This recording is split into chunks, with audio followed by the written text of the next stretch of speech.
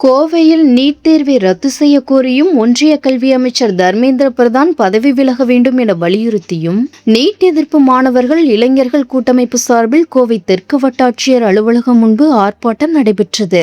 இந்த ஆர்ப்பாட்டத்தில் மாணவர்கள், இளைஞர்கள் மற்றும் பல்வேறு அமைப்புகளைச் சேர்ந்தோர் பங்கேற்று கைகளில் பதாகைகளை ஏந்தி நீட் தேர்வுக்கு எதிராக முழக்கங்களை எழுப்பினர். நீட் தேர்வை ரத்து செய், ஒன்றிய அமைச்சர் தர்மேந்திர பிரதானை பதவி விலகு உள்ளிட்ட கோஷங்களை எழுப்பி தங்களது எதிர்ப்பை பதிவு செய்தனர். நீட் தேர்வுக்கு எதிராக தமிழக அரசு தொடர்ந்து உறுதியான நிலைப்பாட்டை எடுக்க வேண்டும் என்றும், தமிழக முதலமைச்சர் மௌனம் காக்காமல் மாணவர்களின் கோரிக்கைக்கு ஆதரவாக வலுவான குரல் கொடுக்க வேண்டும் என்றும் ஆர்ப்பாட்டத்தில் பங்கேற்ற மாணவர்கள் கோஷமிட்டனர்.